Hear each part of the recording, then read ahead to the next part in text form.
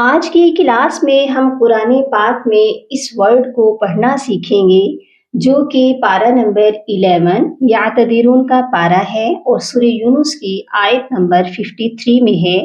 یہاں پر آپ دیکھیے چھوٹا سا میم ہے۔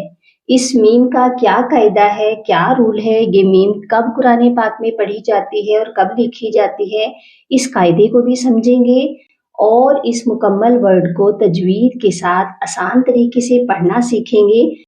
اس ورڈ کی ہم سپیلنگ کریں گے، اس کو ہجوں سے پڑھنا سیکھیں گے۔ واو زبر وا، یا سین زبر یس، وایس، تا میم زبر تم، ویستم۔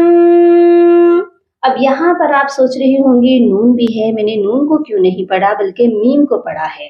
اس میم کے قاعدے کو سمجھ لیجئے، جب بھی نون ساکن کے بعد حروف با آئے تو نون ساکن کی جو آواز ہوتی ہے اس کو میم میں بدل دیا جاتا ہے، اور اس قاعدے کا نام ہے اقلاب۔ اقلاب کا مطلب ہوتا ہے بدلنا۔ اب یہاں پر ہم نے نون کی آواز کو میم میں بدلا ہے، ٹھیک ہے، تو یہ کیسے ہوگا؟ وَيَسْتَمْ،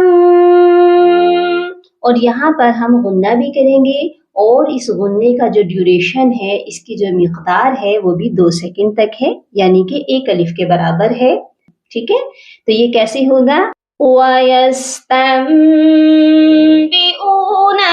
أَحَقٌّ هُوَ، وَيَسْتَنْبِئُونَكَ